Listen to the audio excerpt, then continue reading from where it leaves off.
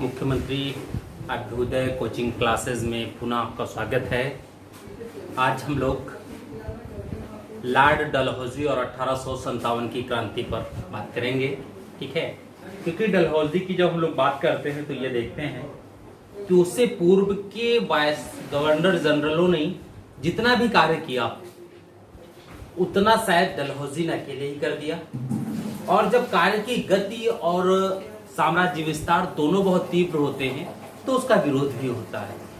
तो काफी हद तक 1857 की क्रांति के कारणों के परिप्रेक्ष्य में डलहौजी के कार्य भी छुपे हुए थे और डलहौजी के कार्य आधुनिक भारत के निर्माण में काफी हद तक आवश्यक थे। उसके कार्य भी जिसको आज हम लोग देखते हैं उसकी शुरुआत भी डलहौजी के समय से ही हुई।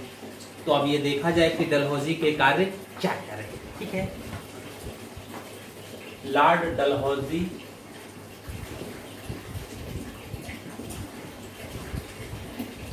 (1848 से 1856) लॉर्ड डलहौजी 1848 से 1856।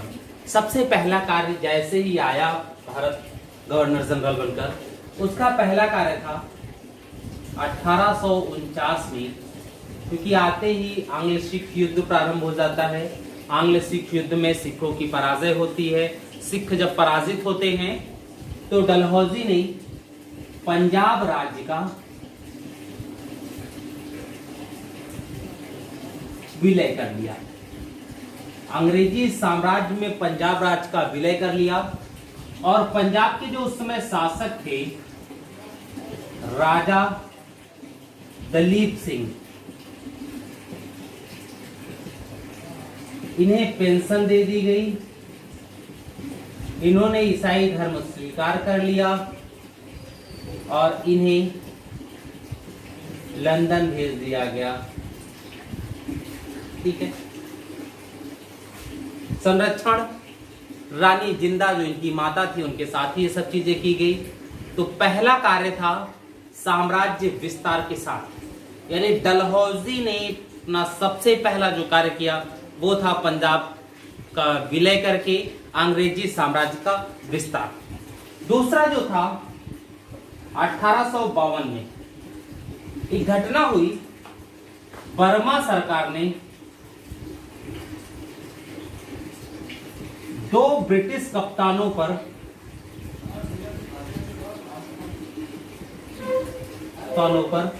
जुर्माना किया। भाई हर देश के नियम कायदे अलग होते हैं। आप बाहर से जाकर के अगर उस देश के नियम कायदों की पूर्ति करते हैं या नियम कायदों के अनुसार रहते हैं तब तो ठीक है। यदि नियम कायदे के अनुसार नहीं रहते हैं तो आपको वह देश या उस देश का शासक अपने नियमों के अनुसार रखने के लिए आपको दंडित कर सकता है। वो दंड शारीरिक हो या आर्थिक हो। तो यहां पर आर्थिक दंड दिया गया। जैसे ही ब्रिटिश कप्तानों को दंड दिया गया, भारत की ब्रिटिश सरकार ने इसे अपना अपमान माना और बर्मा पर सैनिक कार्यवाही कर दी, ठीक। जैसे ही सैनिक कार्यवाही जब की तो बर्मा सरकार पराजित हुई और पराजय के पश्चात लोअर बर्मा का विलय कर लिया गया, यानी लोअर बर्मा जीत लिया गया और उसे अंग्रेजी साम्राज्य में मिला लिया गया, ठीक है। तो दूसरा क्षेत्र ये विस्तार हुआ। छोटी छोटी चीजों के लिए विस्तारवादी नीति का अवलंबन डलहौजी ने किया। 1850 ये कार्य किया गया सिक्किम के साथ। सिक्किम में 2 अंग्रेज डॉक्टरों के साथ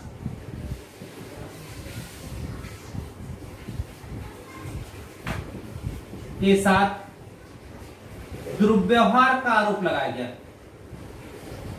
कि उनके साथ दुर्व्यवहार किया गया है।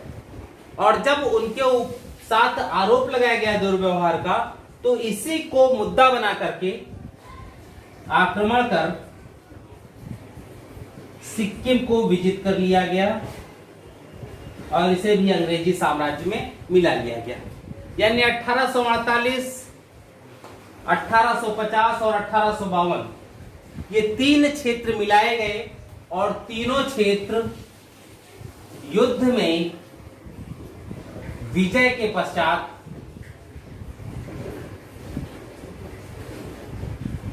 साम्राज्य के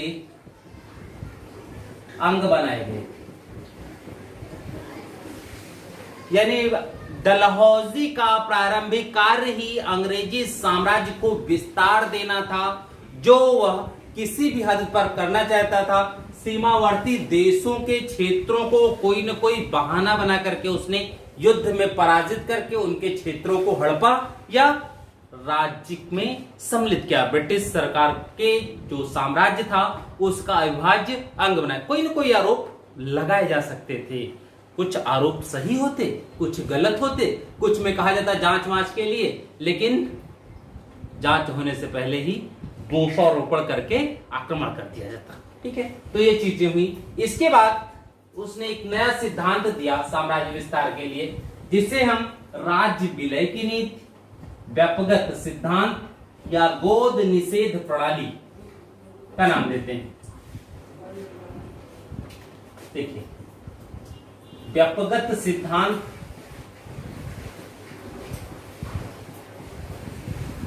या इसे कहते हैं गोद निषेध प्रणाली, या इसे कहते हैं राज्य हड़प नीति।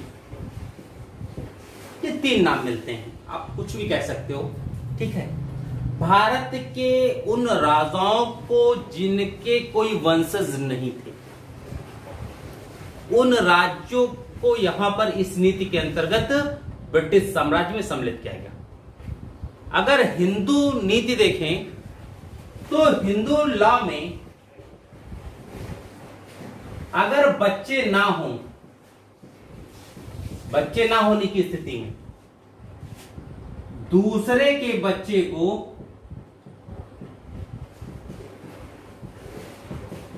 गोद लिया जा सकता है, और जो गोद लिया गया बच्चा होगा, यह बच्चा उत्तराधिकारी होगा गोद लिए गए व्यक्ति का। ठीक, ये नियम है। डलहौजी ने इस नियम को समाप्त कर दिया और उसने कहा कि अब इस नियम से लिए गए बच्चों को उत्तराधिकारी नहीं माना जाएगा, और ऐसे जो भी राज्य हैं उत्तराधिकारी के अभाव में उन राज्यों का साम्राज्य में विलय कर दिया जाएगा। ठीक है, यानी डलहौजी ने उस गोद लेने का जो नियम था उसको समाप्त घोषित किया। उसने ये कहा कि ऐसे जो भी उत्तराधिकारी हैं उनको स्वीकार नहीं करेंगे, और इस उत्तराधिकारी के अभाव में, भाई स्वीकार नहीं करेंगे तो अब गोद 1 नहीं 8 लिए रहो, उनको हम मानते नहीं है कि वो उत्तराधिकारी आपके बन सकते हैं, तो उत्तराधिकारी का अभाव होगा, तो ऐसे जो भी साम्राज्य है उनका ब्रिटिश साम्राज्य में विलय कर लिया जाएगा। ठीक है, अब इसके अंतर्गत तो कुछ राज्यों का विलय किया गया। कहते हैं ब्रिटिश साम्राज्य जितना था उसका लगभग 60 से 70% और विस्तारित हो गया। 1 लाख कुछ हजार वर्ग किलोमीटर क्षेत्र उसमें मिलाए गए थे। जैसे एक कोड याद रखना, 7 सुरों से बना उदयपुर, झांसी और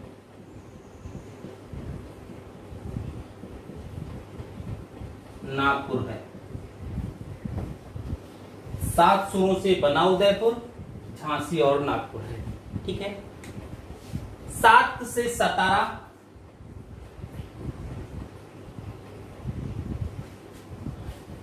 सुरों से संभलपुर,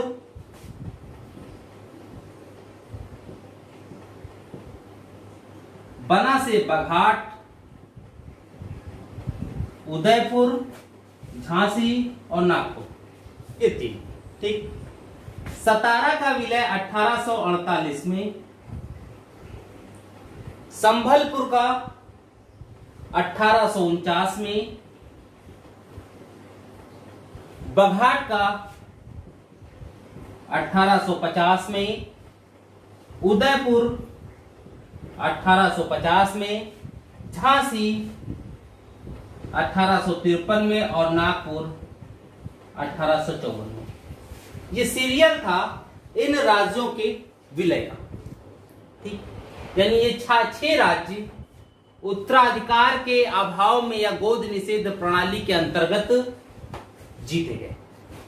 ठीक। अब अगर ये राज्य जीते जाते हैं तो स्वाभाविक है कि इन राज्यों में वो शासक जिन्होंने किसी न किसी बच्चे को गोद ले रखा है, भाई उससे लगाव भी होता है।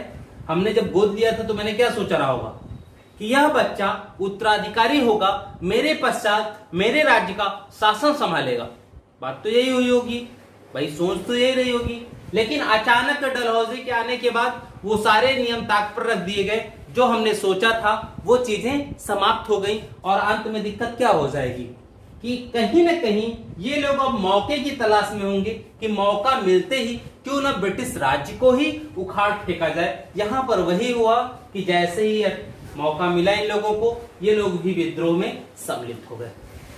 ठीक है। ये चीज जैसे संबलपुर में सुरेंद्र साई आए, झांसी में लक्ष्मीबाई आई, नागौर थोड़ा सा शांत रहे। ठीक है। सतारा में भी विरोध हुआ था, चीजें आई। ठीक। अब देखिए इसमें और आगे क्या हुआ। रुक जाओ इसी में। लॉर्ड कैनिंग जब गवर्नर बने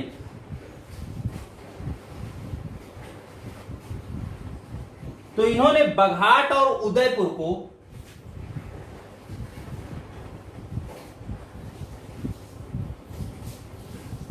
ये दोनों राज्य पुनः वहां जो शासक वर्ग था उसे वापस कर दिया। यानी बघाट और उदयपुर इन दोनों को छोड़कर सतारा, संभलपुर, झांसी और नागपुर ये 4 राज्य हमेशा के लिए ब्रिटिश साम्राज्य के अंग हो गए। ठीक। ये वापस नहीं किए गए थे। ठीक है। मिटा लें।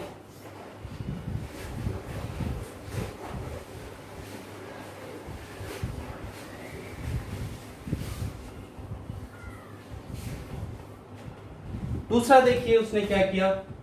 डलहौजी ने उपाधियों और पेंशन जो देने की प्रणाली थी ब्रिटिश सरकार के द्वारा, जो उनका सहयोग करता था उसे उपाधियां भी दी जाती थी, जिसके राज्य को हड़पा गया उसकी पेंशन भी दी गई, उसने इसे बंद कर दिया।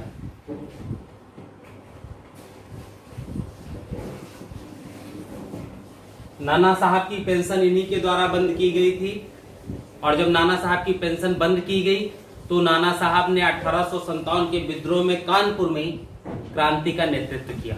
ठीक है। ताकि पेंशन की पुनः बहाली हो जाए या विरोध कर दे। भाई किसी को आप 2-3 तमाचे मार लो तब पर भी विरोधी होगा, किसी को आप आर्थिक नुकसान दे दो तब पर भी वो विरोधी होगा। आप चाहते क्या हो, नुकसान देना या बिना नुकसान दिए हुए विरोधी बना लेना। तो आप कोई भी कार्य करेंगे व्यक्ति विरोधी होगा ही। ठीक है। इसी के अंतर्गत नाना साहब की पेंशन बंद कर दी गई थी।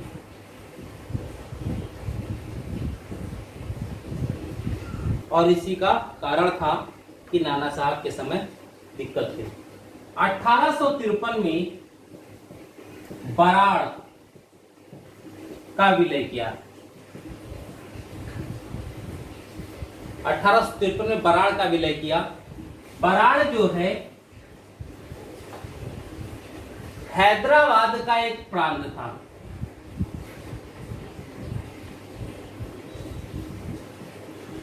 एक प्रांत था। इसे लिया इसलिए गया, जो विलय किया गया उसके पीछे एक रीजन ये था कि हैदराबाद के निजाम जो हैं इनके पास कुछ अंग्रेजी बकाया धन था, निजाम के ऊपर बकाया धन था जो निजाम को देना था। किसको? अंग्रेजों। यानी वह बकाया धन निजाम को अंग्रेजों को देना था, लेकिन निजाम के कोष में संपत्ति नहीं थी। अगर संपत्ति नहीं है निजाम के कोष में, तो डलहौजी ने कहा कि उस बकाया धन के एवज में बराड़ का प्रांत अंग्रेजी साम्राज्य को ले लिया गया। यानी अगर आप, इसे होता नहीं, आम तौर पे भी अभी होता है, क्या होता है भाई, आप दुकान से किसी सामान लेकर के आओ, सामान लाने के बाद आप उसको वापस ना करो, तो दुकान वाला क्या रहता है, तो 3 4 5 बार मांगेगा आपसे, आपने नहीं दिया तो अगली बार क्या करेगा। आप आए बाजार, मोटरसाइकिल से आए थे, जैसे उसके दुकान के सामने से निकले, आपको उसने रोका, पहले पैसा मांगा, आपने कहा परसों नरसों या कल, तो उसने कहा ठीक है मोटरसाइकिल खड़ी कर दो, कल जब लेकर के आना पैसा लिए जाना, ठीक है। तो ये तो होता है। तो यह परंपरा डलहौजी ने, परंपरा क्या थी कि आप इतना बकाया मुझे देंगे, चूंकि बकाया धन आप देने में आनाकानी कर रहे हैं, इसलिए रहन दो, जो बकाया धन है उसके बदले में मैं आपका ये प्रांत छीन लेता हूं, ठीक है। चूंकि शक्तिशाली हैं, इसलिए विरोध भी आप करने की स्थिति में नहीं है, तो यहाँ विरोध भी नहीं होगा और चीजें ले ली जाएंगी, ठीक है। आगे बढ़ते हैं।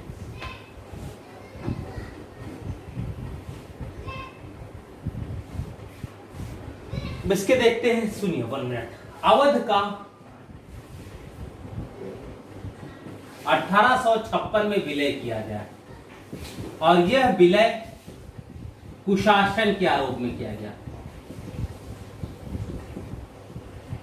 अब समस्या ये था कि अवध का जो विलय किया गया वो कुशासन के आरोप में किया गया है, तो कुशासन दोषी कौन? कुशासन के लिए 1765 ये टाइम था इलाहाबाद की संधि का, वही तो। और इसी संधि में अवध को एक बफर स्टेट के रूप में स्वीकार किया जाता है और इसी समय से शुरू होता है अवध से मुद्रा की वसूली, ठीक। 1772 के पश्चात धीरे धीरे अवध में भी राजस्व की व्यवस्था अंग्रेजों ने स्वीकार कर ली। अगर राजस्व वसूली की व्यवस्था अंग्रेजों के पास आती है, स्वीकार कर ली, तो कुशासन आएगा तो उसकी वजह से भाई पूंजी कहां उसके पास, उसको तो एक हिस्सा मिलता था 26 लाख रुपए, उसी में उनका 53 लाख रुपए मिला हुआ था, उसी में उनका सब काम चलता था, ठीक। लेकिन राजस्व की जो भी भू राजस्व बंदोबस्त है वो तो अंग्रेजों की देन है। तो अगर भू राजस्व बंदोबस्त अंग्रेजों की देन है, तो इस राजस्व में वृद्धि करने का काम किसका? अंग्रेजों का। अब अगर राजस्व में वृद्धि होती है तो स्वाभाविक है उत्पादन में भी वृद्धि होनी चाहिए। लेकिन जब अंग्रेजों का कार्य सिर्फ एक ही है कि राजस्व अधिक से अधिक मात्रा में वसूला जाए, उत्पादन बढ़ाने का प्रयास न किया जाए, तो अगर उत्पादन बढ़ाने का प्रयास नहीं होगा तो फिर उत्पादन में वृद्धि भी नहीं होगी। और जब एक ही खेत पर लगातार प्रयास किए जाए, सिंचाई के साधन इत्यादि विकसित ना किए जाए, तो धीरे धीरे उस क्षेत्र की उत्पादन शक्ति कम होती है और उत्पादन कम होता जाता है। और जब उत्पादन कम होगा तो राजस्व की मात्रा कम होनी चाहिए नियमित अकॉर्डिंग, लेकिन उत्पादन तो कम हुआ, राजस्व की मात्रा कम नहीं हुई। और जब राजस्व की मात्रा कम नहीं होगी तो जो किसान है या यहाँ की जनता है, इसके पास बचत की प्रवृत्ति भी समाप्त हो जाएगी और इन किसानों की आर्थिक स्थिति खराब हो जाएगी, बद से बदतर हो जाएगी। तो इन किसानों की या वहां के लोगों की आर्थिक स्थिति खराब होने का कारण कौन? नवाब या अंग्रेज? उसके जिम्मेदार तो अंग्रेज ही थे। तो कुशासन लाया कौन? अंग्रेजों ने। लेकिन चूंकि डलहौजी की विस्तारवादी नीति थी, अवध का विलय करना ही करना था, तो अवध हमेशा आपका मित्र राज्य रहा, हमेशा आपका समर्थक है, उत्तराधिकार के नियम का अभाव भी नहीं है वहां पे, तो अवध का विलय करें तो कैसे करें? तो कोई ना कोई बहाना तो चाहिए ही था। तो बहाना क्या लगाया गया? कुशासन। चूंकि ये मैंने ही दिया था तो उसी को मैंने अपना बहाना बना लिया। अब अवध का नवाब ये थोड़े कहता कुशासन हमारी वजह से थोड़े है, तो तुम्हारी वजह से। तो इतना साहस ही नहीं था। अगर इतना साहस होता तो अब तक बच्चा ही क्यों होता? ठीक है, तो ये चीज आ गई। नेक्स्ट आते हैं हम लोग डलहौजी के कुछ प्रशासनिक कार्यों पर। प्रशासनिक कार्य,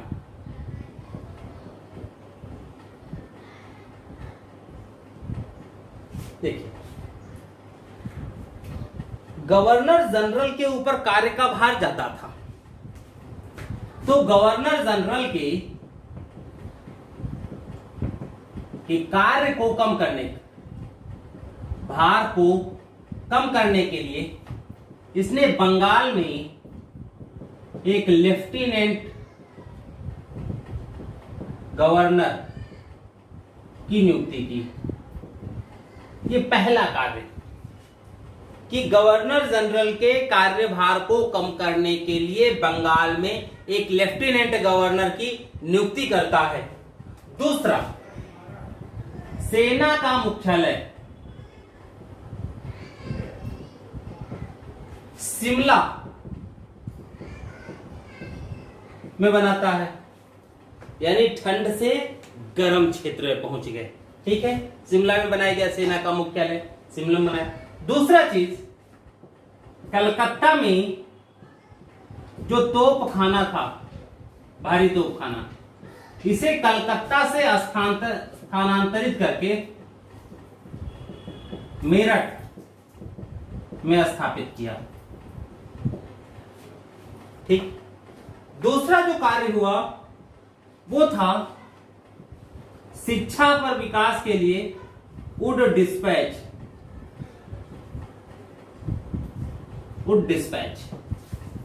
ठीक, ये वुड डिस्पैच 1854 में आया। इसे भारत में अंग्रेजी शिक्षा का मैग्ना कार्टा कहते हैं। भारत में अंग्रेजी शिक्षा का मैग्ना कार्टा कहते हैं। ठीक, अब वुड डिस्पैच में चार्ल्स वुड ने कुछ संस्तुतियां दी। जैसे पहला, प्रत्येक जिले में एंग्लो वर्नाक्यूलर स्कूल की स्थापना, यानी एक संस्तुति दे दी कि जिले में, यानी प्रत्येक जिले में एंग्लो वर्नाक्यूलर स्कूल की स्थापना होनी चाहिए और उसके अनुसार हम भारतीय लोगों को अंग्रेजी शिक्षा प्रदान कर सकें। जैसे जब 1835 में मैकाले मिनट आया था तो उस मैकाले मिनट में कुछ चीजें कही गई थी। उसमें क्या कहा गया कि भाई शिक्षा का स्तर तो बांट दिया गया, उसमें अंग्रेजी शिक्षा को महत्ता भी दे दी गई थी, और ऊपर से क्या कहा गया कि शिक्षा जो है अंग्रेजी शिक्षा वो समाज के उच्च वर्ग को दिया जाए, जो उच्च वर्ग है। और यह शिक्षा जब हम समाज के उच्च वर्ग को देंगे तो वहां से वो शिक्षा छन छन कर समाज के निचले वर्ग तक पहुंच जाएगा। और ये जो सिद्धांत अपनाया गया इसे फिल्ट्रेशन थ्योरी या छननी सिद्धांत या निस्यंदन थियरी कहा गया, निस्यंदन सिद्धांत भी कह सकते हैं। ठीक है, तो ये कहा गया।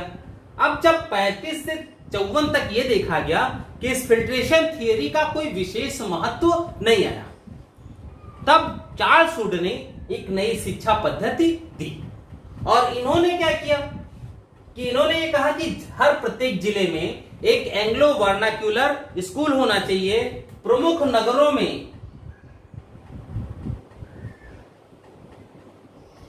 यानी अंग्रेजी साम्राज्य में जो भी प्रमुख नगर हैं उन सभी नगरों में सरकारी कॉलेज की स्थापना हो। ये प्रत्येक नगर में सरकारी कॉलेज होने चाहिए। यानी अब भारतीयों को शिक्षा फिल्ट्रेशन थ्योरी छननी छान करके नहीं देना है, बल्कि डायरेक्ट सबको पढ़ा करके देना है। यानी एक स्कूल तो आया ना जिले में, प्रत्येक प्रमुख नगर में एक कॉलेज तो आया। अब साथ ही साथ इसमें इन्होंने क्या कहा, इन्होंने कहा 3 प्रेसिडेंसी नगर।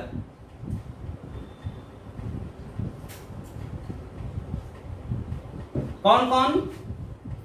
बंबई, मद्रास और कलकत्ता, ये 3 प्रेसिडेंसी नगर। इसमें क्या है कि तीनों प्रेसिडेंसी नगर में लंदन विश्वविद्यालय की तर्ज पर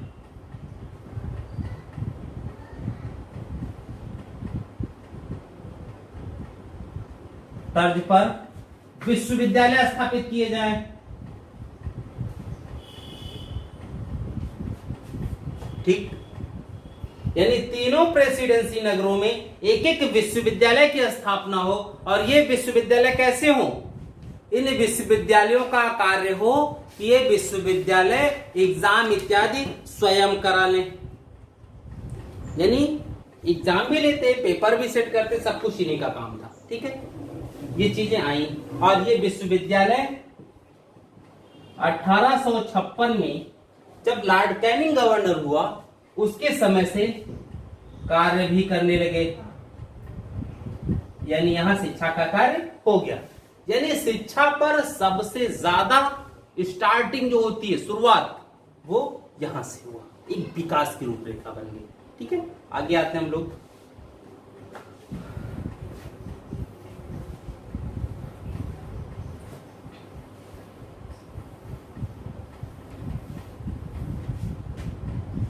देखिए, कुछ कार्य थे।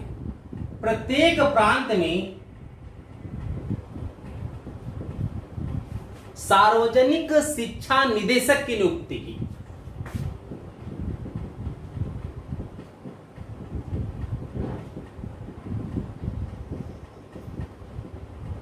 ठीक, अब इस शिक्षा निदेशक का कार्य था, नियुक्त किया गया कि उस प्रांत में शिक्षा की संपूर्ण व्यवस्था ये देखता।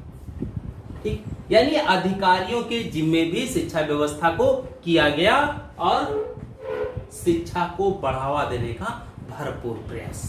दूसरा, 1853 में प्रथम रेल लाइन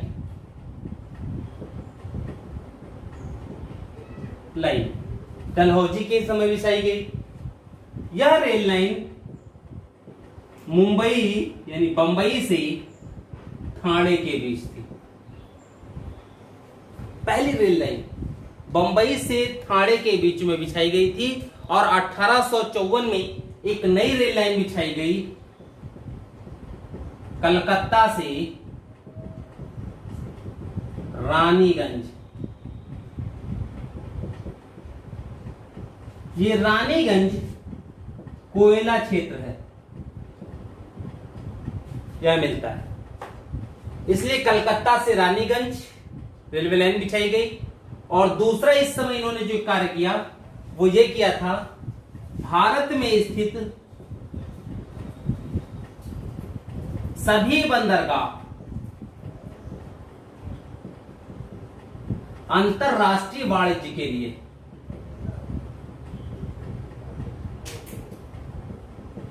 खोल दिया गया। ठीक, यानी अब उन क्षेत्रों में रेलवे लाइन बिछाने का कार्य था जिन क्षेत्रों में कच्चे माल बहुतायत से मिल जाते, ताकि उन क्षेत्रों से उन कच्चे मालों की प्राप्त करके बंदरगाह नगर तक रेल के माध्यम से पहुंचाया जा सके, ताकि अधिक से अधिक आर्थिक शोषण भारत का हो सके। ठीक है, दूसरा 1853 में ही पहली तार सेवा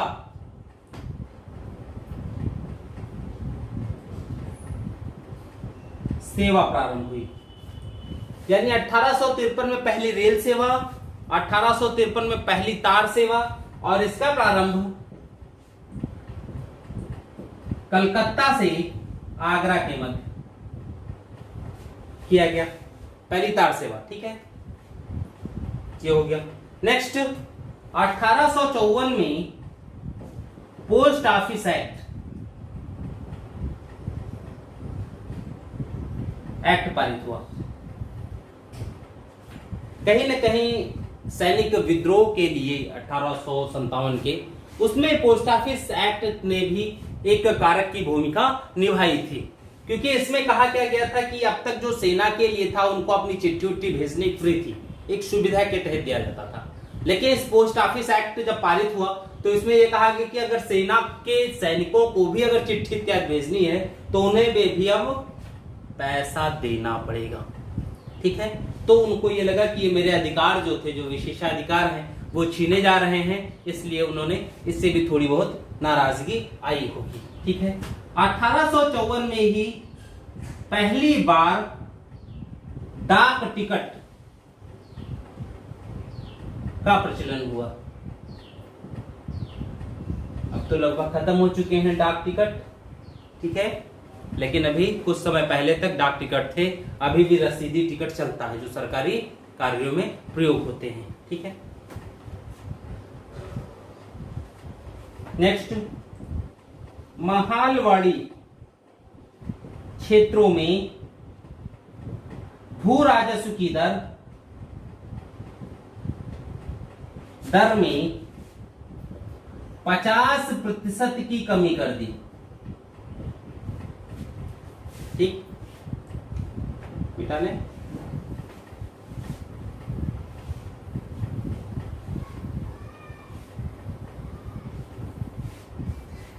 देखिए 1855-56 में संथाल विद्रोह हुआ, एक जनजाति विद्रोह है जिसका नेतृत्व सिद्धू और कान्हू ने किया। सिद्धू और कान्हू ने किया था। ठीक, इन्हीं के समय 1853 में एक चार्टर एक्ट आया।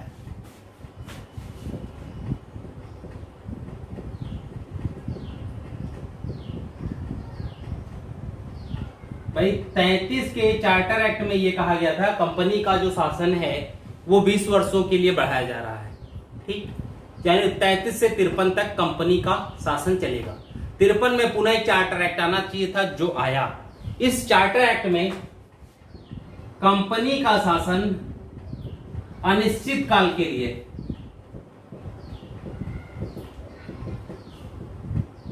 बढ़ा दिया गया। पहला कि कंपनी का शासन अनिश्चित काल के लिए बढ़ाया जाता है।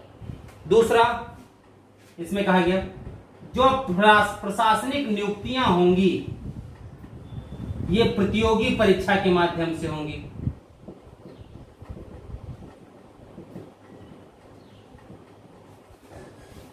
देखिए, फिर इसमें कहा क्या गया, विधि सदस्य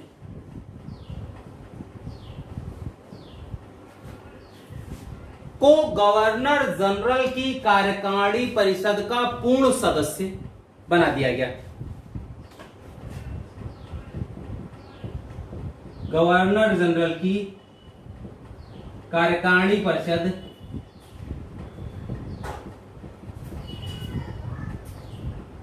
पूर्ण सदस्य बनाया गया। ठीक, यहां पर एक चीज और देखने को मिलती है, ये प्रश्न पूछा भी गया है। सर्वप्रथम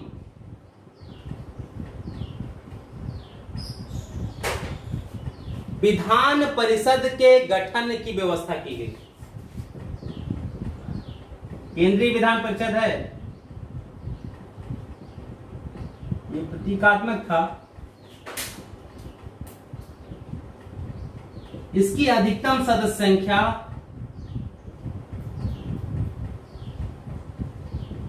12 हो सकती थी, यानी जो विधान परिषद बना उसकी अधिकतम सदस्य संख्या 12 हो सकती थी। ठीक है, डालें इसे।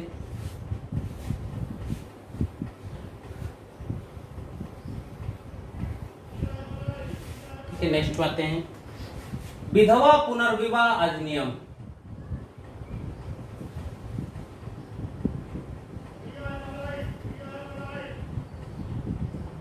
1856 में लाया इनके समय गया था, लेकिन पारित कैनिंग के समय हुआ। यानी विधवा पुनर्विवाह अधिनियम 1856 लाया किसके समय? डलहौजी के समय। और इस अधिनियम को लाने में ईश्वर चंद्र विद्यासागर का प्रमुख योगदान था।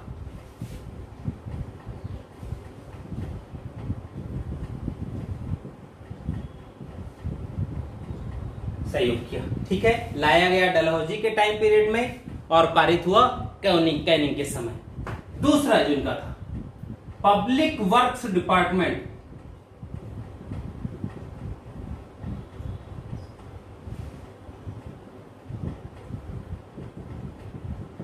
PWD की स्थापना की गई।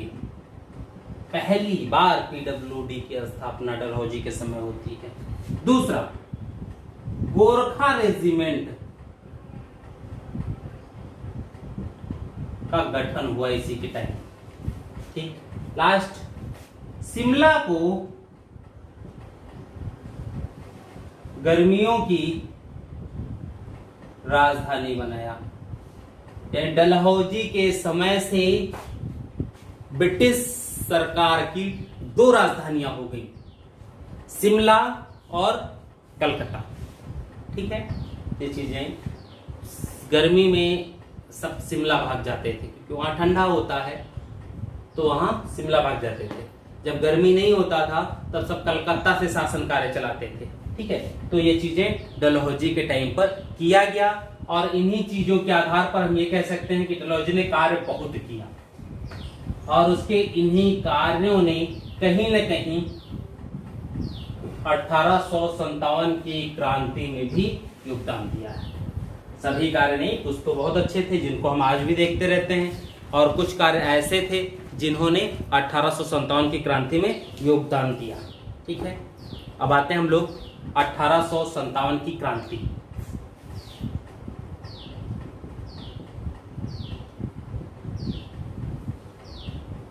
की क्रांति, ठीक।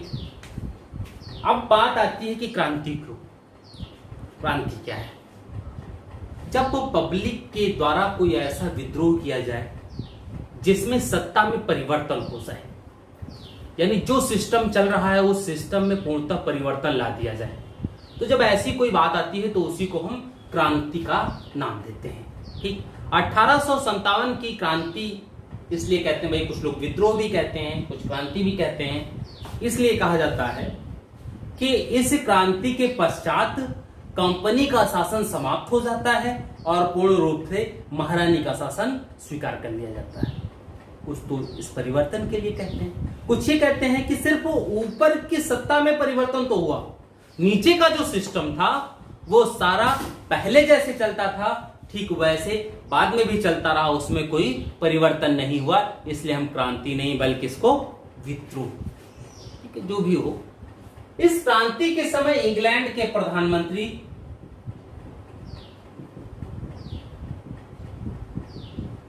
पामस्टन, ठीक, और गवर्नर जनरल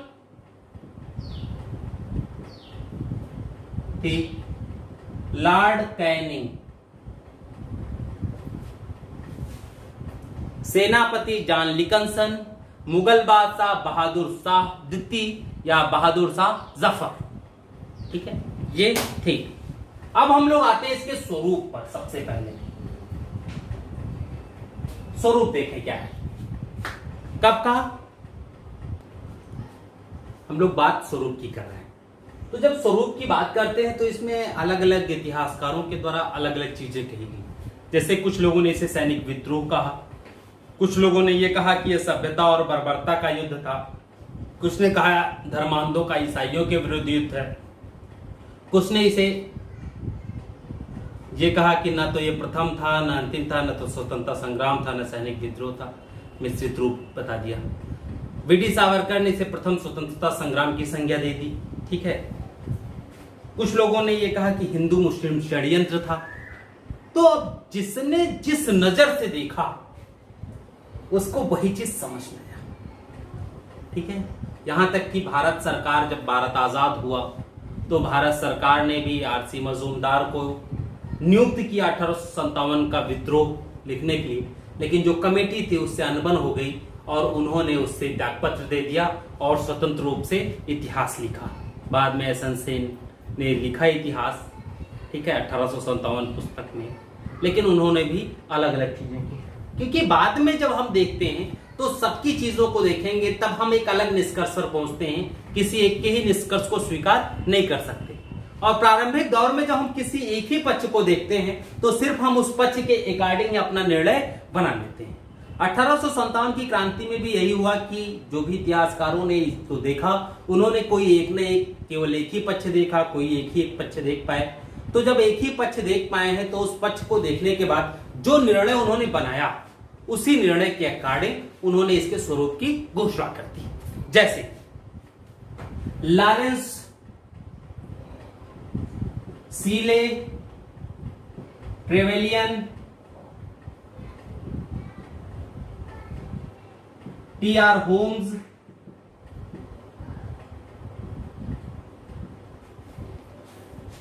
मालेसन, इन लोगों ने इसे सैनिक विद्रोह कहा। ठीक है, चलो तुम सैनिक विद्रोह कर रहे हो, हम लोग बाद में भी देख लेते हैं कि सैनिक विद्रोह ही था केवल या कुछ और। L.E.R. रीज, L.E.R. रीज सबसे ज्यादा इन्हीं को कष्ट था। इन्होंने ये कहा कि ये ईसाइयों के खिलाफ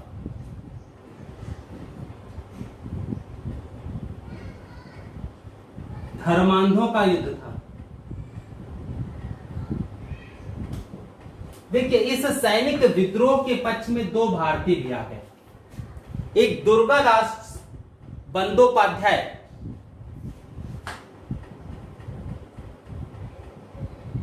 दास बंदोपाध्याय, और दूसरे थे सर सैयद अहमद खान। इन दोनों ने भी अंग्रेजों की हाँ में हाँ मिलाई और सैनिक विद्रोह के। ठीक है भाई, सर सैयद अहमद खान जिस समय क्रांति हुई उस समय क्लर्क थे, अंग्रेजों के काफी नजदीक थे, क्योंकि इनको ये लग रहा था कि यदि अंग्रेज यहां से चले गए तो अंग्रेजों के जाने के बाद समस्या क्या होगी, संपूर्ण शासन जो है वो हिंदुओं के हाथ में आ जाएगा, और जब शासन हिंदुओं के हाथ में आ जाएगा तो फिर हिंदुओं के अधीन रहकर मुसलमानों की प्रगति नहीं हो सकती। इसलिए अंग्रेजी शासन में ही अंग्रेजी शासन को बरकरार रखना चाहते थे, और ये चाहते थे कि अंग्रेजी शासन में ही मुसलमानों को भी आधुनिक रूप से, यानी आधुनिक शिक्षा व्यवस्था, सामाजिक जो कुरीतियां उन सबको समाप्त करके अंग्रेजों के साथ शासन व्यवस्था में संलग्न कर दिया जाए। कहीं न कहीं शुरुआत से हिंदू मुस्लिम अलग करने की परंपरा, और अंग्रेजों ने जब देखा कि ऐसे हैं तो अंग्रेज चूंकि 1857 की क्रांति के बाद बांटो और राज करो की नीति का अवलंबन कर रहे थे, इसलिए इनके सिर पर हाथ रखा और मुस्लिम तुष्टीकरण को बढ़ाने की तरफ अग्रसर हो गए इनको लेकर के, क्योंकि लोकल थे, मुसलमान थे, तो लोकल हैं, मुस्लिम हैं, तो जो मुस्लिम वर्ग है वो इनके साथ व्यक्तिगत रूप से जुड़ सकता था। ठीक। टी.आर. होम्स, यहां पे भी सैनिक विद्रोह, देखो टी.आर. होम्स, इन्होंने इसे बर्बरता तथा सभ्यता के बीच युद्ध कहा।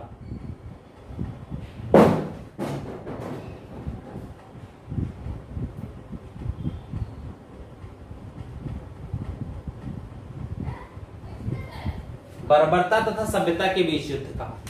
ठीक। दूसरे जेम्स आउट्रम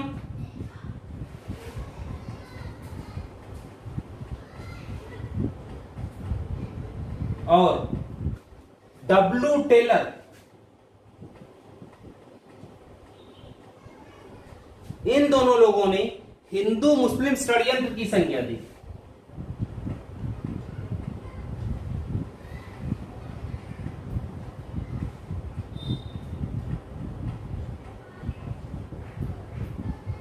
इन्होंने कहा ये तो हिंदू मुस्लिम षड्यंत्र था और कुछ था ही नहीं, ठीक, मिटाल दे इसे।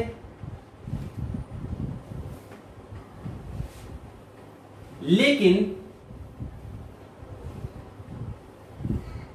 उस समय जिस समय क्रांति हुई, उस समय इंग्लैंड के प्रमुख नेता बेंजामिन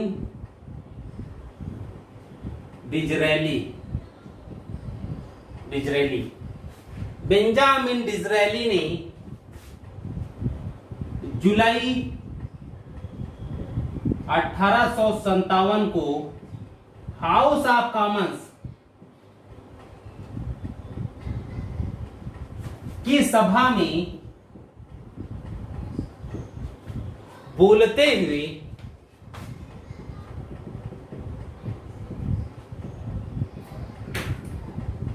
इसे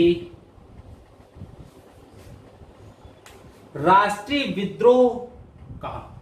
उन्होंने कहा कि यह राष्ट्रीय विद्रोह था, न कि सिपाही विद्रोह।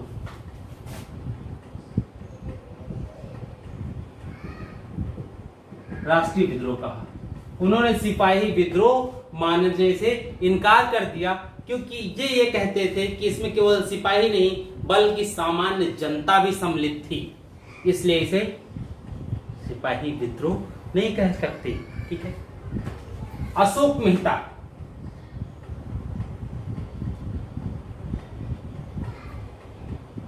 भारतीय इतिहासकार हैं, बाद में इन्होंने राष्ट्रीय विद्रोह कहा। द ग्रेट रिबेलियन इनकी पुस्तक है, उस पुस्तक में इन्होंने राष्ट्रीय विद्रोह कहा है 1857 की क्रांति। ठीक, अशोक मेहता है। इसके बाद आते हैं वीडी सावरकर। बहुत महान व्यक्ति थे, क्रांतिकारी मूवमेंट में भी बहुत जबरदस्त योगदान दिया। इकलौते ऐसे थे जिन्होंने अपना जीवन ही भारत की स्वतंत्रता पर न्यौछावर कर दिया। और इतने महान और इतने वीर व्यक्ति, इतने निडर व्यक्ति, क्या कहा जाए इनका। ठीक है। जहां पर रहे वहीं अंग्रेजी सेना इनसे भयभीत रहती थी, अंग्रेज इनसे भयभीत रहते थे, कब ये क्या कर दें कुछ नहीं पता था। इन्होंने सुनियोजित स्वतंत्रता संग्राम कहा।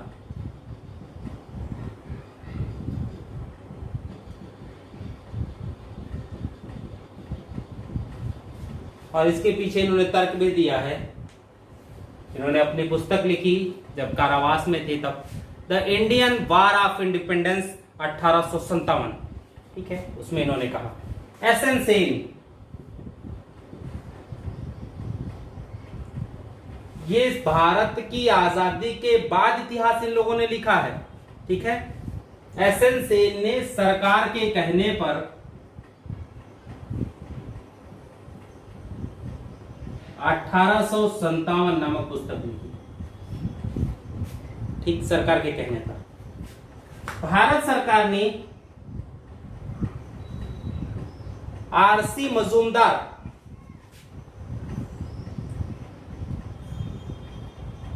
को 1857 की क्रांति पर इतिहास लिखने के लिए नियुक्त किया था।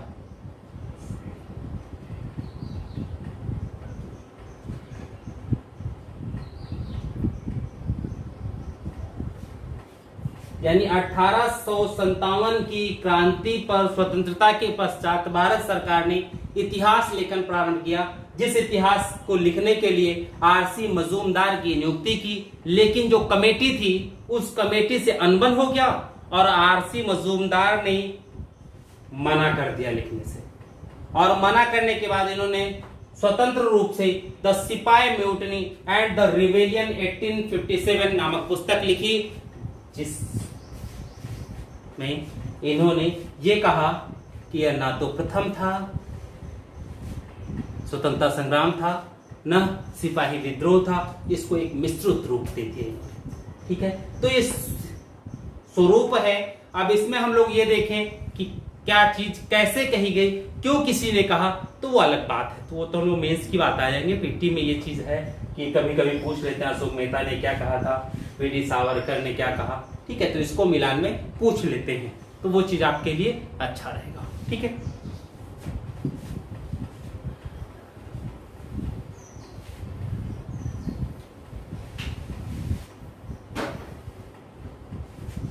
देखिए अब हम लोग अगर विद्रोह के कारण पर आए, कारण तो बहुत हैं। ठीक, 1857 की क्रांति के कारण विद्रोह के, अब कारण में सामान्यतः राजनीतिक कारण, धार्मिक कारण, सैनिक कारण, आर्थिक कारण, तात्कालिक यही होता है। यहां पर भी हम लोग जैसे 2-3 तरीके से इसको लिख सकते हैं, अगर मेंस में हो तो 2-3 तरीके से, 2 तरीका तो हो ही सकता है। एक तो आपका जैसे सामान्यतः लिखते हैं नंबरिंग करके, राजनीतिक कारण, धार्मिक कारण वो हो सकता है। दूसरा प्राचीन कारण, मध्य कारण और आधुनिक कारण, या इसके स्थान पर तात्कालिक कारण, ये कर सकते हैं। और टाइम पीरियड के अनुसार आप इसको बांट सकते हैं। 1829 से पूर्व प्राचीन में रख दीजिए, 1856 से पूर्व मध्य में रख दीजिए, और 56 के बाद आप तात्कालिक में रख दीजिए, जो भी घटनाएं हैं। जैसे उसमें विधवा पुनर्विवाह अधिनियम और बंदूक, ब्राउन बैस के स्थान पर इनफील्ड बंदूक का प्रयोग, वो आप तात्कालिक में रख सकते हैं। ठीक है, दूसरा जो हम लोग बात करें उस पे हम लोग जो एक परंपरागत तरीका है जो चल रहा है अधिकतर आंसर राइटिंग में, आप उसको कर सकते हैं। जैसे राजनीतिक कारण, धार्मिक कारण, आर्थिक कारण,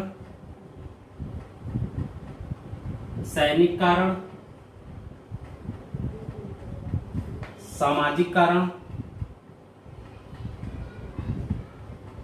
और तात्कालिक कारण।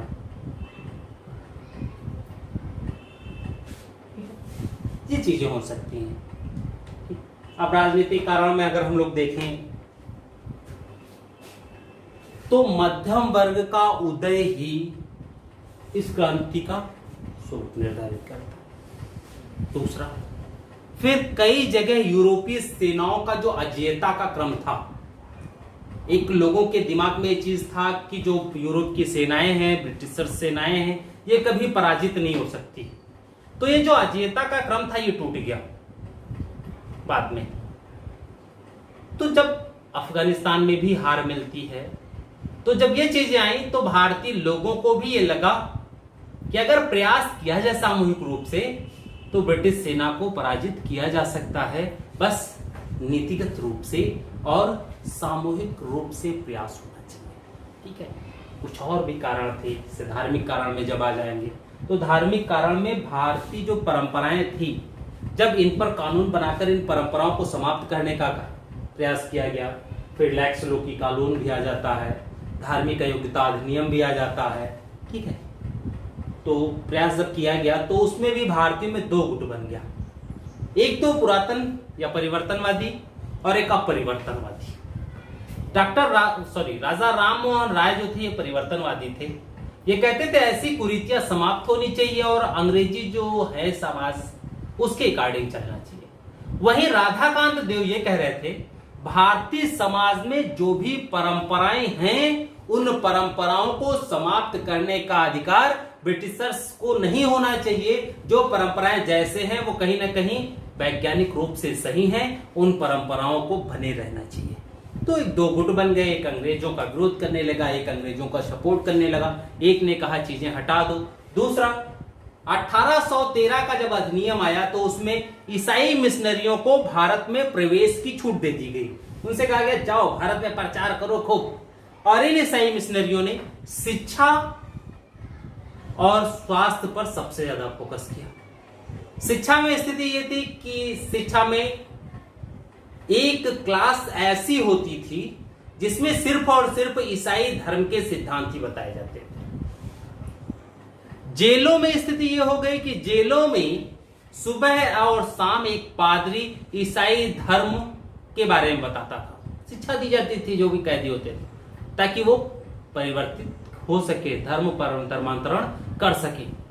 यहां तक कि सेना में जो अधिकारी वर्ग थे वो राम और मोहम्मद को गाली देते थे। ये वीडी सावरकर का कथन है कि वो राम और मोहम्मद को गाली देते रहते थे और ईसा की बड़ाई करते रहते थे।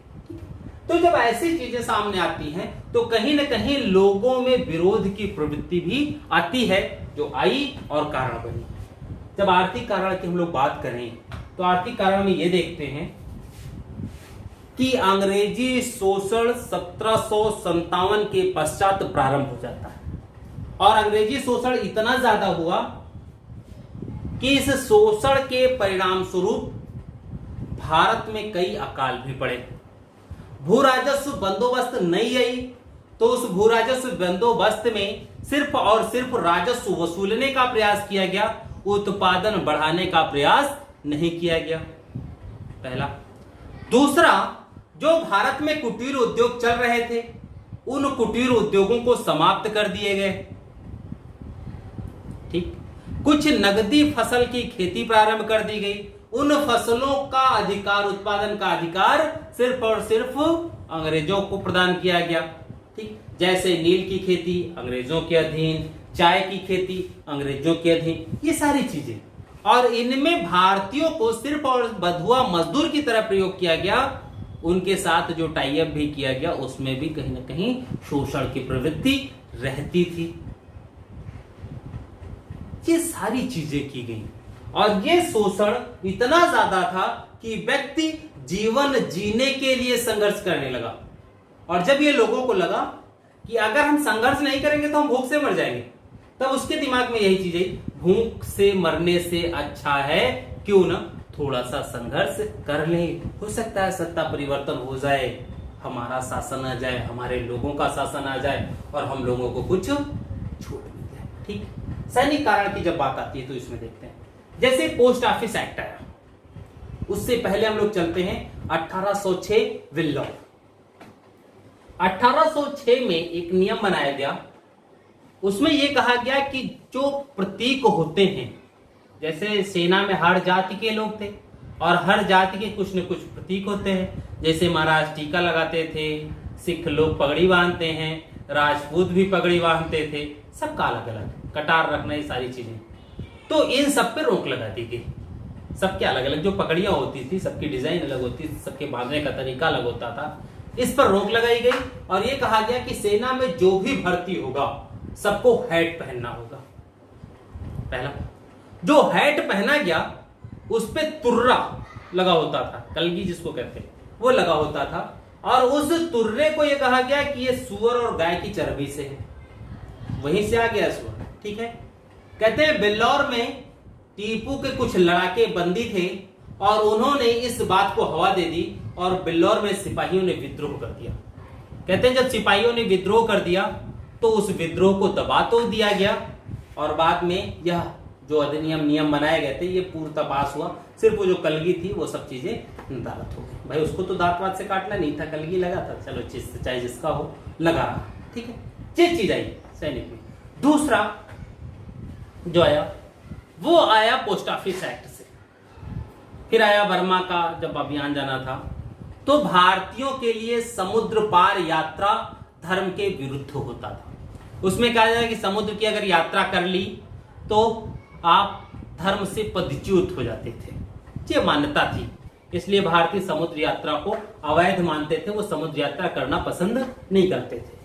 लेकिन अंत में एक नियम बना और उसमें यह कहा गया कि सेना में जो भी व्यक्ति है सभी को समुद्र यात्रा करनी होगी, सेना के अकॉर्डिंग चलना होगा। तो इससे भी विरोध हुआ लेकिन उसको भी दबा दिया गया। 1854 में पोस्ट ऑफिस एक्ट आया तो सेना को चिट्ठी, सैनिकों को चिट्ठी इत्यादि जो भेजते थे वो सब फ्री ऑफ कास्ट होता था चीजें। लेकिन 54 में जब पोस्ट ऑफिस एक्ट आया, नया पोस्ट ऑफिस एक्ट, तो उसमें एक नियम बना दिया गया कि किसी को भी अब अगर पत्र व्यवहार करना है तो उसे पत्र व्यवहार की कीमत अदा करनी पड़ेगी। ये सेना पर भी परंपरागत रूप से लागू कर दिया गया। तो एक विरोध की प्रवृत्ति इससे भी आई, क्योंकि सेना में भारतीयों की संख्या ज्यादा थी अंग्रेजों के मुकाबले। 1857 की क्रांति से पहले 1:5 से लेकर 1:7 तक इनकी संख्या होती थी। ठीक, तो अगर इतनी ज्यादा संख्या है तो विद्रोह हो ही सकता है। और ऐसी चीज में सामाजिक कारण की जब बात करें तो काफी सामाजिक मान्यताएं थी, उस पर भी फोकस किया इन्होंने, उसको भी चोट पहुंचाई। जैसे 1850 के ही दशक में अगर हम लोग देखें तो 1850 में एक लैक्स लौकिक कानून आता है। ठीक, उस लैक्स लौकिक कानून में यह कहा गया कि किसी पिता का कोई भी पुत्र यदि अपने स्वाभाविक धर्म को, ईसाई नहीं, हिंदू या मुस्लिम, स्वाभाविक धर्म को छोड़कर ईसाई धर्म स्वीकार करता है तो उसे उसकी पैतृक संपत्ति में पूर्ण अधिकार होगा, उसके परिवार या पिता के न चाहते हुए भी। सबसे पहला विरोध तो यही से आ गया। ठीक, फिर विधवा पुनर्विवाह अधिनियम, सती प्रथा पर रोक, ये सारी चीजें, सिर्फ शिशु बाल हत्या, गोंडों में नरबली की प्रथा, इन सब पर जो रोक, कहीं ना कहीं चीजें अच्छी थी। ठीक, लेकिन जो रूढ़िवादी व्यक्ति थे, जो रूढ़िवादी लोग थे, उन्होंने इसको अपने धर्म पर चोट के रूप में देखा। और जब उन्होंने इसको अपने धर्म के ऊपर चोट के रूप में देखा तो उन्होंने मन में भी आया कि अंग्रेजी शासन कहीं न कहीं हिंदुत्व को चोट पहुंचा रहा है, हमारे धर्म को भ्रष्ट करके वो ईसाइयत को अपनाने पर बल दे रहे हैं, वो संपूर्ण भारत के लोगों को ईसाई बनाने का प्रयास कर रहे हैं। और जब उनके दिमाग में ये चीज आई तो उन्होंने विद्रोह में सहायता कर दी। ठीक है, तात्कालिक कारण की जब बात करें तो इसमें जो सबसे प्रमुख है वो था ब्राउन बैस राइफल की जगह न्यू एनफील्ड राइफल ये था। देखिए दोनों में अंतर क्या था। ब्राउन बैस राइफल में जो कारतूस लगती थी, आप पट्टे से निकाले, उसमें कारतूस फिल किया और फिर गोली चला दी, ये था। उसको बीच में कोई चीज नहीं करना था, यानी पट्टे से निकालना, भरना और फायर कर देना। न्यू एनफील्ड जब आया तो इसमें जो कारतूस था उसके ऊपर एक कॉक लगी होती थी, ढक्कन टाइप में होता था। उस कॉक को बंदूक के अंदर फिल करने से पहले दांत से खींचना पड़ता था, और जब दांत से खींचना पड़ता है तो यही विवाद की स्थिति आ गई। सैनिकों ने यह सोचा कि अगर गोली चलाना है तो पट्टे से निकाल के बंदूक में भरने पे हम ज्यादा तेज गोली चला सकते हैं, या पट्टे से निकाले, दांत से कॉक को खींचे, फिर बंदूक में भर। तो एक बीच में भाई गोली चलने के बीच में एक प्रक्रिया तो बढ़ गई, यानी गोली चलने की स्पीड कम हो जाएगी। अब दोनों में अगर देखा जाए तो ब्राउन बैस की अपेक्षा एनफील्ड की मारक क्षमता ज्यादा थी, बस अंतर यही था। लेकिन स्पीड तो कम हो गई गोली चलने की। 1 मिनट में अगर हम 50 राउंड फायर करते तो अब इसमें 30 ही राउंड फायर होता। तो जब ये बात आई कि ऐसी सब चीजें क्यों दी गई, तो ये बात हुआ कि जो कॉक है चर्बी कारतूस के ऊपर, वो सुअर और गाय की चर्बी से है, मिला हुआ है। बात सामने आई तो अंग्रेजों ने प्रारंभ में इसे नकार दिया, लेकिन क्रांति के बाद जब इसकी जांच हुई तो ये सत्य पाई गई चीजें। कहते हैं यही तात्कालिक कारण था, इसी को लेकर के क्रांति हुई, इसी को लेकर के मंगल पांडे ने अपने अधिकारियों को मारा, इसी को लेकर के संपूर्ण भारतीय सेना ने विद्रोह कर दिया। ठीक, बहुत से लोग मारे भी गए, बाद में विद्रोह दबाया गया, और दबाने के पश्चात स्थिति क्या थी, बहुत से लोग मारे गए थे। यहाँ तक कि कहा यह जाता है कि बनारस से इलाहाबाद के बीच में दमन की कार्यवाही इतनी ज्यादा तेज थी कि इलाहाबाद से बनारस के बीच में सड़क के दोनों तरफ कोई पेड़ ऐसा नहीं था जिस पे लोगों की, क्रांति दमन के बाद लोगों की लाश लटकती हुई न देखी जा सके। मारा बहुत लोगों के गया था, ऐसे निर्दोष लोगों की भी हत्या की गई थी जिनको इस क्रांति से कोई लेना देना नहीं था। तो भी रहो, अब हम लोग क्रांति का प्रारंभ देखते हैं कैसे था।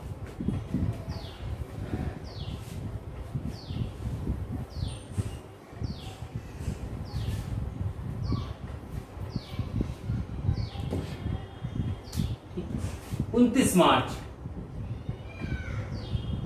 1857, भाई बात तो ये आएगी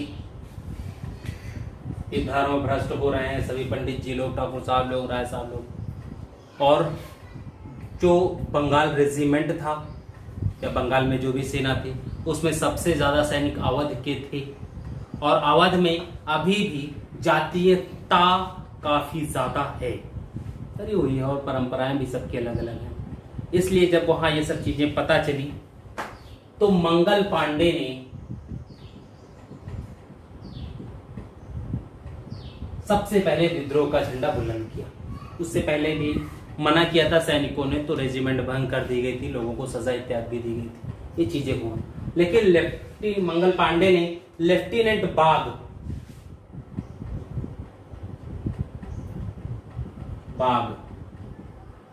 इनकी हत्या कर दी गोली मारकर। कहा धर्म भ्रष्ट हो ही गए हैं तो क्यों न धर्म भ्रष्ट करने वाले को भी मार दे, कि धर्म ज्यादा मान्य। सार्जेंट होर्सन इनको गोली मारी, बाद में बच गए थे, काफी समय बाद मरे, ठीक है, इनको गोली मारी। जब ये चीजें उन्होंने की तो बाद में इनको गिरफ्तार किया गया और अंत में फांसी दे दी गई मंगल पांडे को 8 अप्रैल को ही।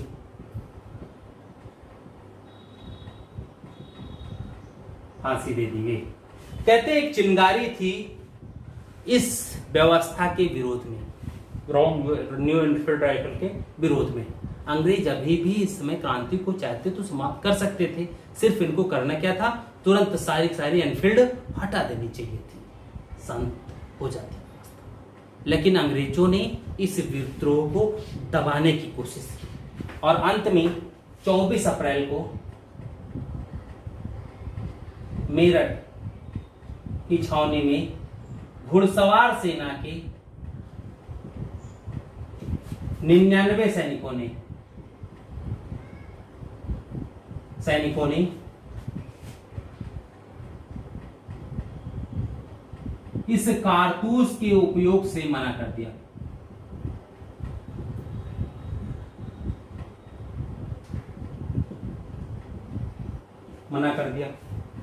अब अगर 99 सैनिकों ने कारतूस के उपयोग करने से मना किया है तो इसमें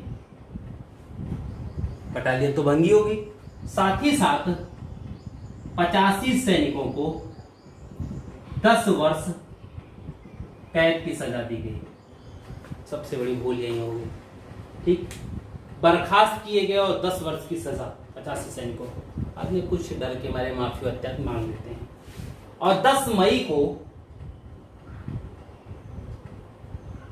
ठीक है, ये 9 मई को हुआ है ये घटना। 24 अप्रैल को मना किया, केस वोस हुआ, 85 सैनिक बर्खास्त हुए और 10 वर्ष कैद की सजा दी गई। यानी सेना में जो भी नेतृत्व करने वाले थे उन सभी को सजा दी गई थी।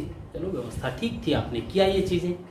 लेकिन हुआ क्या कि जब सजा दे दी गई मेरठ में, तो दिन में सजा दी गई, 9 मई की शाम सभी सैनिक जो भी सजा से भी नहीं पाए थे सब मेरठ टहलने निकलते हैं। प्रतिदिन निकलते थे वो लोग शाम के समय, सब्जी उब्जी सामान वामान जो लेना।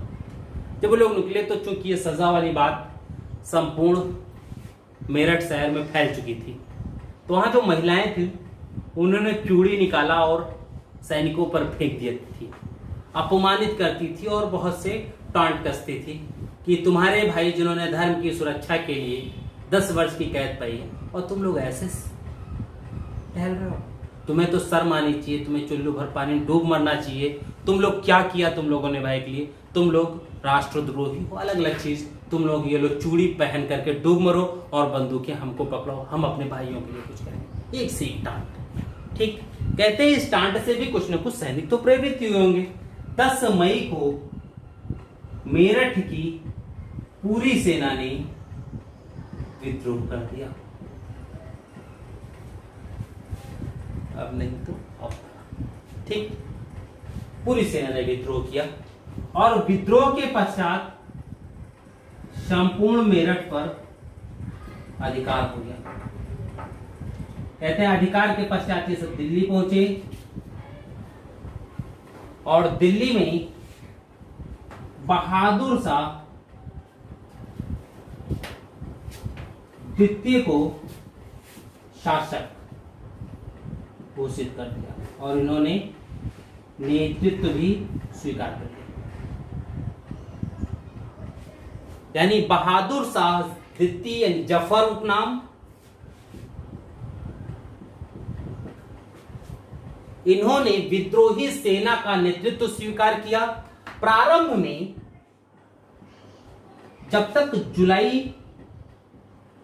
1857 तक बख्त खां दिल्ली नहीं पहुंचते हैं, तब तक मुगल परिवार के शहजादों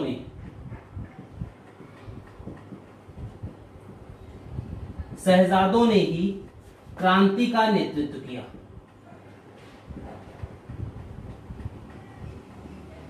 वो भी एक समिति बनाकर नेतृत्व किया। अब समस्या ये थी कि यदि इतनी सिस्टमैटिक तरीके से क्रांतिक नेतृत्व हो रहा है तो विफल क्यों हुई? क्योंकि भारत में एक बात देखी गई है कि विभीषण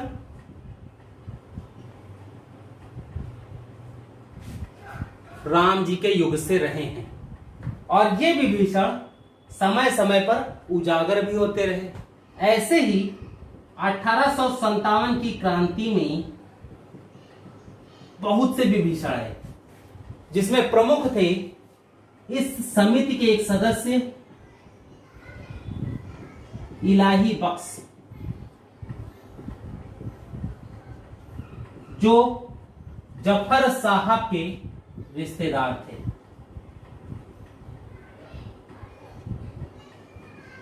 इनका काम क्या था? इस समिति में लिए गए संपूर्ण निर्णय प्रतिदिन अंग्रेजों को बताना।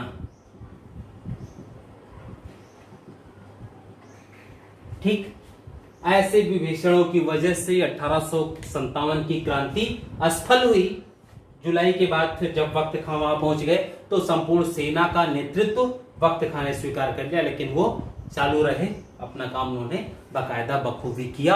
58 में जब क्रांति दबाई गई तो बहादुर शाह के 3 बच्चों को दीवार से सटा करके गोली मार दी गई और बहुत विभत्स तरीके से हत्याएं की गई। हत्याओं के बाद चीजें समाप्त हुई। ठीक है, तो अन्य जगहों पर भी क्रांति हुई, अन्य नगरों में भी क्रांति हुई, तो उनको पूछा जाता है मिलान में, मिलाने के लिए पूछा जाता है। तो उसको हम लोग देख लेते हैं क्या है।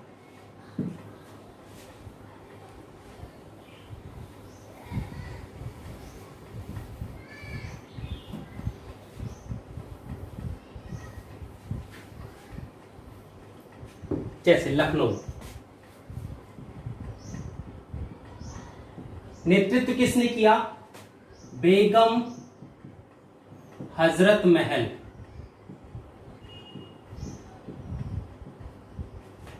और इनके पुत्र जिसे इन्होंने शासक बनाया था बिरजिस कादिर। कि यहां क्या होता, 1856 में जब अवध का विलय किया गया तो उस समय लखनऊ के अवध के शासक थे, सबसे रईस शासक हैं वाजिद अली शाह। कहते हैं जब ब्रिटिश सेना लखनऊ के रेजिडेंसी में पहुंची तो वाजिद अली शाह का दरबार चल रहा था। जैसे ही सेना ने रेजिडेंसी के अंदर प्रवेश किया, दरबारी जितने भी थे सब भाग खड़े हुए, क्योंकि पहले ये ऐलान कर दिया गया था इनको खाली करने के लिए नोटिस भी दे दी गई थी, लेकिन खाली नहीं किया सिवाय वाजिद अली साहब को छोड़कर। कहते हैं सेना पहुंची, लेफ्टिनेंट पहुंचे, उन्होंने देखा कि खाली नवाब साहब बैठे हैं, सारे लोग भाग गए हैं। तो उसने पूछा इनसे कि ये बताओ सारे दरबारी तुम्हारे भाग गए, तुम काहे बैठे हो? तो अब इनका ये जवाब था कि करते भी तो क्या करते, भागते भी तो कैसे भागते। समस्या ये थी कि जो मुझे जूता पहनाता है, पनही जो मुझे पहनाने वाला है, वो भी भाग गया।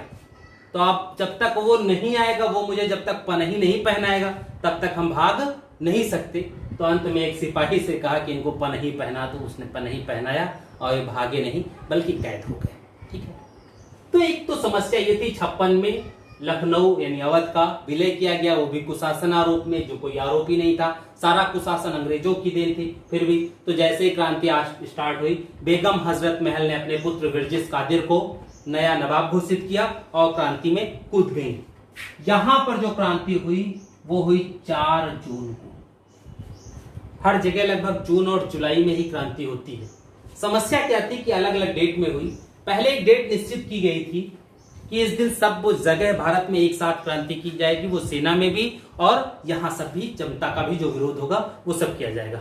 लेकिन मंगल पांडे और मेरठ छावनी के सैनिकों के थोड़े से उतावलेपन के कारण क्रांति समय से पूर्व हो गई और जिन क्षेत्रों में क्रांति विस्तार हो सकती थी, जो क्षेत्र जुड़ सकते थे, उन क्षेत्रों में भी क्रांति का विस्तार नहीं हो पाया। इसलिए क्रांति अलग अलग नगरों में अलग अलग डेट में शुरू हुई। कानपुर, यहां का नेतृत्व किया नाना साहब। ये वही नाना साहब हैं जिनकी पेंशन डलहौजी ने समाप्त कर दी थी। जैसे डलहौजी का एक काम यह भी था, उपाधि और पेंशनों का अंत किया था। ये नाना साहब पेशवा के वंशज थे, अंतिम जिनको पेंशन मिलनी चाहिए थी, लेकिन डलहौजी ने इनकी पेंशन समाप्त कर दी और बिठूर कानपुर के पास पड़ता है, वहां पर एक रियासत छोटी सी दे दी थी। लेकिन जब पेंशन समाप्त हो गई, भी आय के साधन खत्म हो गए, बिठूर में एक छोटी सी रियासत पाए, उससे जो आय होगी केवल आपको उसी आय से अपना कार्य चलाना पड़ेगा। तो जब क्रांति हुई तो ये भी उस क्रांति में सम्मिलित हो गए, जिसमें इनका साथ दिया तात्या टोपे।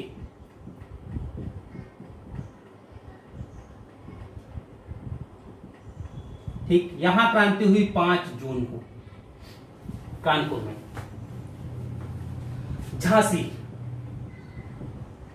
यहां आप जानते ही हैं, खूब लड़ी मर्दानी वह तो झांसी वाली रानी थी लक्ष्मीबाई।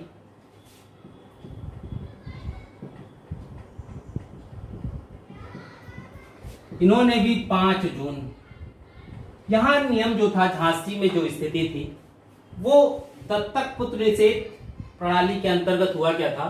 झांसी की रानी लक्ष्मीबाई के पति गंगाधर राव, इनका एक पुत्र हुआ जिसे कहते हैं षड्यंत्र के माध्यम से जहर दे करके अंग्रेज रेजिडेंट के द्वारा मरवा दिया गया।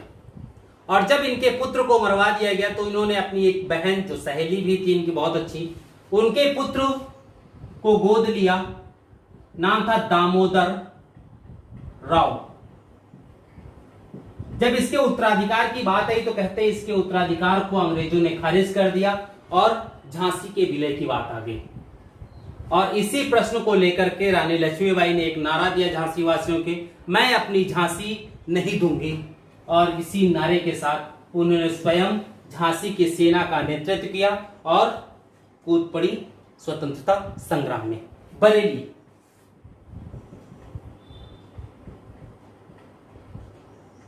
बख्त खां, जब तक बख्त खां यहां रहे तब तक बख्त खां ने नेतृत्व किया। बख्त खां के दिल्ली जाने पर खान बहादुर खान,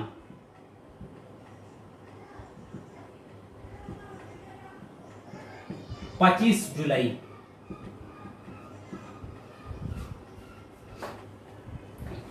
बिहार, बिहार में राजा कुंवर सिंह,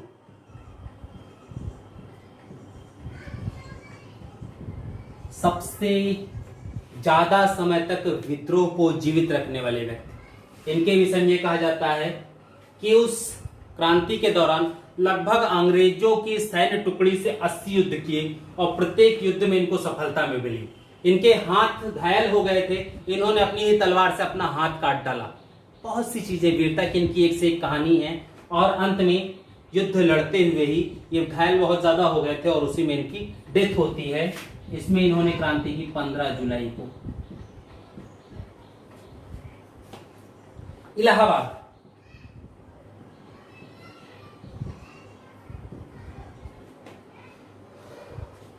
लियाकत अली,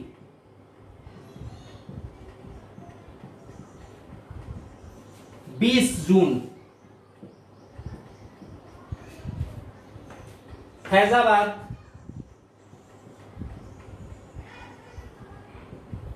मौलवी अहमदुल्ला,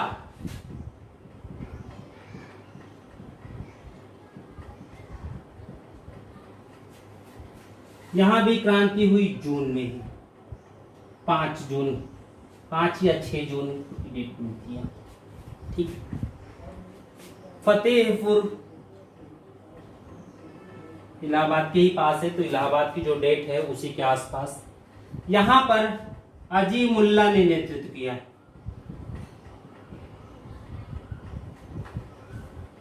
लगभग 20 जून के ही आसपास, 20 या 22 जून के।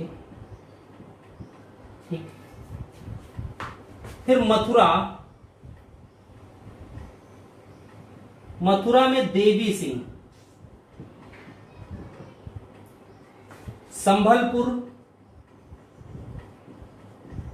सुरेंद्र साई,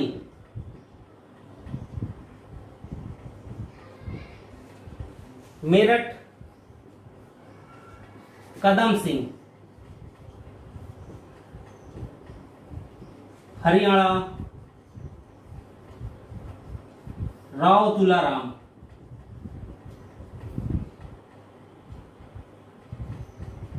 ये लोग थे जिन्होंने क्रांति में अलग अलग क्षेत्रों पर नेतृत्व प्रदान किया। ठीक। लेकिन समय के साथ इन सबके इस विद्रोह को अंग्रेजी सेना ने दबा दिया और अंत में सभी कैद हुए या मारे गए या भाग गए। कुछ लोग भाग गए, कुछ लोग कैद हुए, कुछ लोग स्वाभाविक मृत्यु हुई, कुछ लोगों को फांसी दी गई। ठीक है, अलग अलग घटनाएं हुई। ठीक है। अब इनके इस दमन में कुछ भारतीय रजवाड़ों ने भी सहयोग किया था।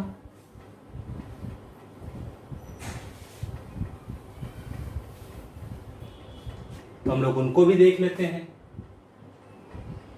दमन में सहयोगी भारतीय, जैसे लॉर्ड कैनिंग का एक कथन बहुत ज्यादा पूछा जाता है।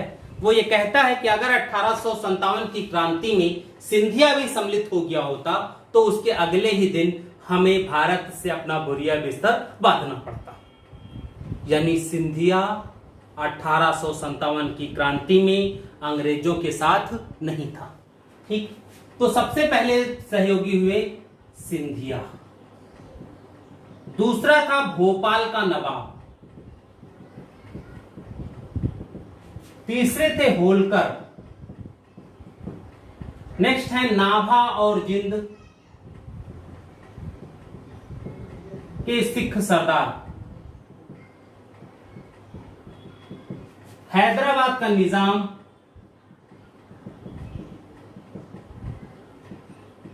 इसमें हैदराबाद के निजाम के वंशज ओवैसी इत्यादि बड़े फेमस चल रहे हैं। उनके पुरखों ने भी भारतीयों के पतन में अंग्रेजों का सहयोग किया था, इसलिए आज बड़े पॉपुलर हैं और मुस्लिम नेता बने हुए हैं। ठीक है। कश्मीर के राजा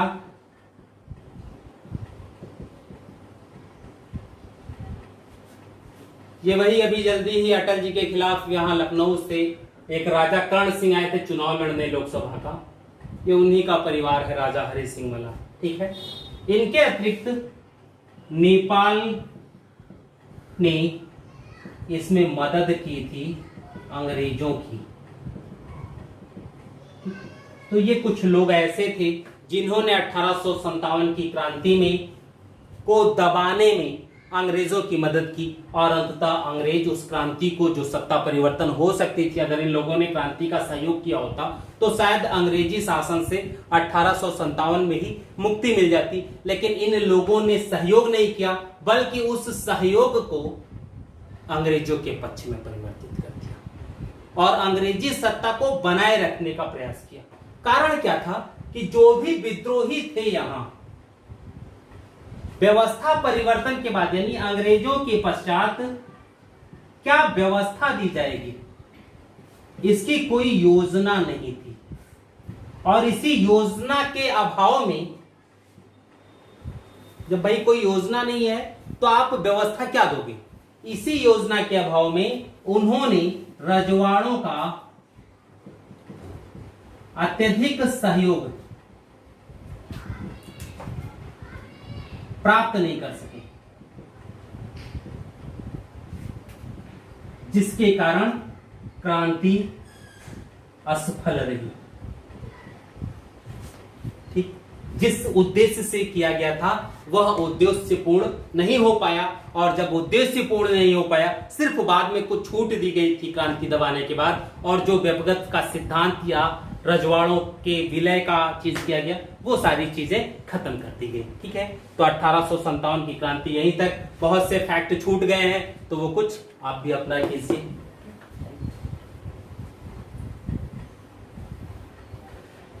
आज की क्लास इतनी ही। आज के लिए बहुत बहुत धन्यवाद।